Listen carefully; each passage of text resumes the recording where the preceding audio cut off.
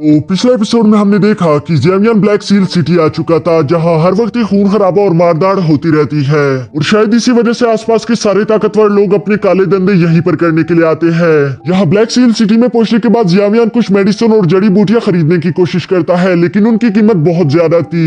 जबकि दूसरी तरफ ज़ेवियन के पास इतने ज्यादा पैसे नहीं थे, इसलिए मास्टर याओला उसकी मदद करते हैं ताकि वो कुछ किंगलोंग लेवल की पिल्स बना सके। इन लोगों का प्लान बहुत ज्यादा सिंपल था कि हम कुछ किंगलोंग लेवल की पिल्स बनाएंगे और उनको गोल्ड्स के बदले बेच देंगे, जिसकी मदद से फिर हम लोग अपनी मर्जी की जड़ी बूटियां और मेडिसिन खरीद लेंगे।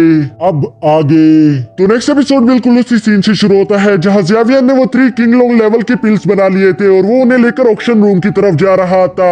साथ ही साथ वो अपने मास्टर से कहता है कि इन 3 पिल्स को बनाने में हमारी काफी ज्यादा मेहनत लगी, यहाँ तक कि हमारा ट्राइपॉड भी टूट गया। अब उम्मीद करता हूँ कि हमें इसके अच्छे खासे पैसे मिल जाएंगे, वरना तो हमारी सारी की सारी मेहनत बर्बाद हो जाएगी। जिस पर उसके मास्टर कहते हैं कि हाँ तुमने बिल्कुल सही कहा, और वैसे भी तुम्हें हार्ट फॉलिंग फ्लेम चाहिए, जिसे हासिल करने के लिए तुम्हें एक 6 रेट की एलेक्सर पिल बनानी होगी। जो सुनकर ज़ेवियन थोड़ी देर के लिए शॉक हो गया था, लेकिन तभी उसके मास्टर कहते हैं कि नहीं, टेंशन लेने की कोई जरूरत नहीं, वैसे भी सिर्फ उसे बनाने के लिए तुम्हें 4 चीजों की जरूरत है। ये सुनकर ज़ेवियन कहता है कि अच्छा हुआ कि आपने याद दिलवा दिया, क्या आप मुझे बता सकते हैं कि हमें उस पिल को बनाने के लिए क्या क्या चीज चाहिए। ज़ेवियन की ये बात सुनकर उसके मास्टर बताना शुरू कर देते हैं कि सबसे पहले तो हमें चाहिए एक जियोसेंट्रिक फायर मशरूम, फिर एक dragon beard ice fire fruit और उसके अलावा एक सेंडो आयोकी। यहाँ ये 3 नाम सुनने तक तो ज़ेवियन का चेहरा बिल्कुल ठीक था, क्योंकि उसे मालूम था कि मैं ये तीनों चीजें हासिल कर सकता हूँ। लेकिन उसके मास्टर जैसे ही चौथी चीज का नाम लेते हैं, ज़ेवियन का चेहरा तो पूरी तरह से उतर गया था, क्योंकि उसके मास्टर कहते हैं कि हमें एक 6 ग्रेड का वाटर मैजिक कोर चाहिए। ज़ेवियन हैरानी के साथ अपने मास्टर से कहता है कि आपको मालूम है ना कि 6 ऑर्डर के कोर को हासिल करने के लिए हमें एक ऐसे बीच से फाइट करना होगा जो कि एक डू होंग को भी हरा सकता है। यहाँ ज़ेवियन को एक बात तो बहुत ही आसानी के साथ समझ आ गई थी कि ये 4 चीजें हासिल करते करते मेरे ऊपर का टिकट बहुत ही आसानी के साथ कट जाएगा। लेकिन यहाँ पर अब इन दोनों के पास और कोई रास्ता भी मौजूद नहीं, तो इसलिए ज़ेवियन उनकी बात मानकर आगे की तरफ चलना शुरू कर देता है। अब यहाँ चलते चलते मास्टर याओ ज़ेवियन से कहते हैं, वैसे तुम्हें ये बात तो अच्छे से मालूम होगी कि इस ऑक्शन को इनर गेट सेक्टर वाले मैनेज कर रहे हैं, जिसकी वजह से तुम्हारी जान को और भी ज्यादा खतरा हो सकता है। इसलिए मैं तुमसे कहूंगा कि हमेशा अपना ध्यान रखना और हमेशा चौकन्ने रहना। जबकि दूसरी तरफ ज़ेवियन भी अपने मास्टर के साथ पूरी तरह से एग्री कर रहा था, क्योंकि वो जानता था कि यहाँ की गार्ड्स काफी ज्यादा पावरफुल है। अगर यहाँ पर मुझसे एक छोटी सी भी गलती हो गई तो शायद मेरा अकेला इन सबसे फाइट करना काफी ज्यादा मुश्किल हो जाएगा।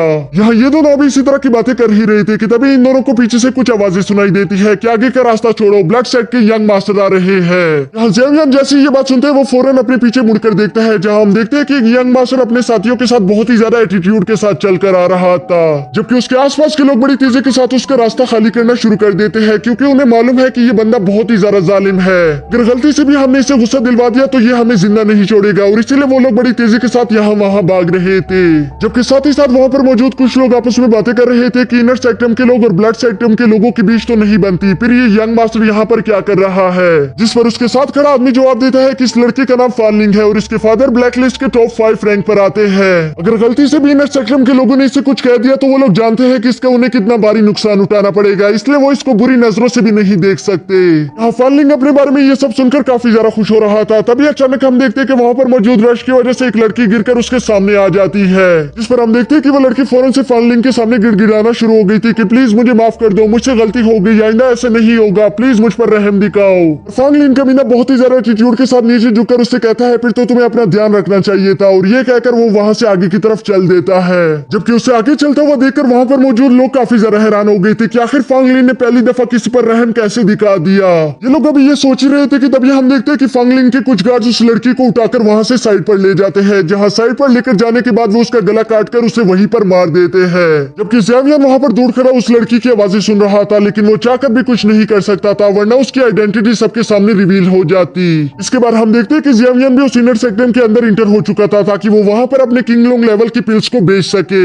इसके लिए वो सबसे पहले उस ऑक्शन रूम के मेन ऑफिस तक जाता है ताकि वो वहाँ पर उन्हें अपने किंगलोंग लेवल की पिल्स दिखा सके। वहाँ पहुंचने के बाद ज़ेवियन देखता है कि वहाँ पर एक बहुत ही घमंडी इंसान बैठा हुआ था, जिसे देखकर ज़ेवियन उससे कहता है कि मैं यहाँ पर कुछ बेचना चाहता हूँ। लेकिन वो आदमी ज़ेवियन के कपड़े देखकर उसे जरा सा भी रिस्पेक्ट नहीं दे रहा था। वो उससे कहता है कि अगर तुम्हारे पास 1 लाख गोल्ड कॉइन से कम की चीज है तो उसे अभी लेकर यहाँ से चले जाओ, क्योंकि हमारा ऑक्शन रूम कोई बच्चों की चीज नहीं है। जिस पर हम देखते हैं कि ज़ेवियन ने अपनी तीनों बोतल्स निकालकर उसके सामने रख दी थी। यहाँ उस बुढ़ाऊ को लग रहा था कि ये जरूर कोई आम सी शीशियां होगी, इसलिए वो ज़ेवियन से कहता है कि ये बोतल मुझसे काफी ज्यादा दूर है, तुम थोड़ी सी जहमत करोगे इसे मेरे नजदीक करने में। ज़ेवियन को ये सुनकर काफी ज्यादा गुस्सा आ गया था, लेकिन वो फिर भी अपने गुस्से पर कंट्रोल करते हुए उन शीशियों को उसके नजदीक नजदीक कर देता है। यहाँ हम देखते हैं कि उस बुढ़ाऊ ने उन तीन शीशियों में से एक को उठाकर सूंघना शुरू कर दिया था, जिसे सूंघते हुए कहता है कि ये तो एक लेवल 2 की ग्रीन पिल है। लेकिन इसके अलावा इस पिल में खास बात यह है कि इस पिल को काफी अच्छी तरीके से बनाया गया है, यानी कि ये काफी ज्यादा काम की होगी। यहाँ ये सब सोचने के बावजूद भी हम देखते हैं कि उसकी आंखों में ज़ेवियन के लिए जरा सी भी इज्जत नहीं थी। इसके बाद हम देखते हैं कि उसने तीसरी शीशी उठाकर सूंघना शुरू कर दिया था।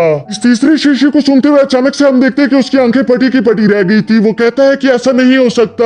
वो कहता है कि ये तो ग्रेड 3 की किंग लॉन्ग लेवल पिल है, इसे बनाना बहुत ज्यादा मुश्किल है और इसके अलावा इसके बेनिफिट्स बहुत ज्यादा होते हैं। अगर कोई भी इंसान इसे खा ले तो उसकी कल्टीवेशन में जितनी भी प्रॉब्लम्स होगी वो सारी की सारी एकदम से खत्म हो जाएगी और इसके तो कोई साइड इफेक्ट्स भी नहीं है।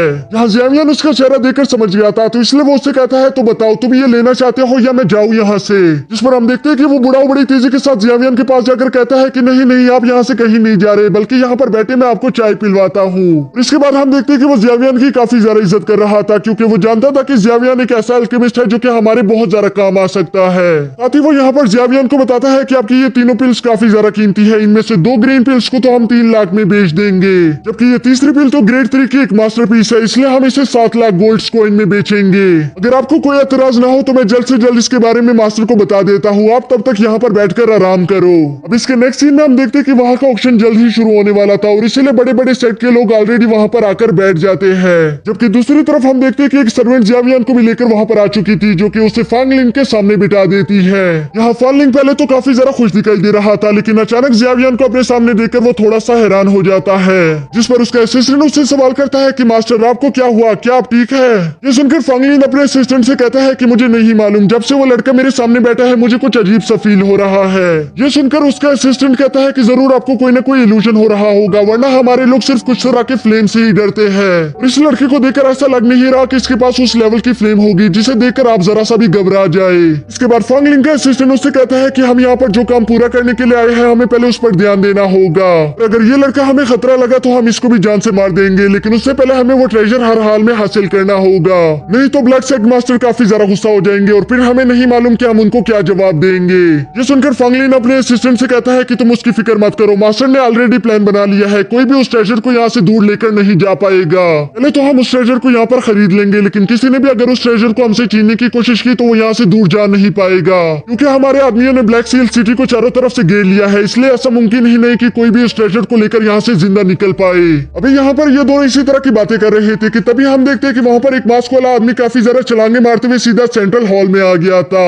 वो इन सबसे कहता है कि आज के इस ऑक्शन को मैं होस्ट करूंगा और आप लोगों को मैं इनर डोर सेक्टम की तरफ से वेलकम करता हूँ। मैं उम्मीद करता हूँ कि आप लोगों को इस ऑक्शन की हर चीज बहुत ज्यादा पसंद आएगी और यहाँ की कोई भी चीज आपको डिसअपॉइंट नहीं करेगी। और ये सब कहने के बाद हम देखते हैं कि वो इन सबसे कहते हैं कि चलो फिर इस ऑक्शन को शुरू करते हैं। यहाँ हमें दिखाया जाता है कि इस ऑक्शन की शुरुआत ज़ेवियन की उन्हीं 2 पिल्स से की जा रही थी जो कि लेवल 2 ग्रेड्स के थे। यहाँ इन पिल्स को पब्लिक के सामने पेश करते ही ये एपिसोड भी यहीं पर खत्म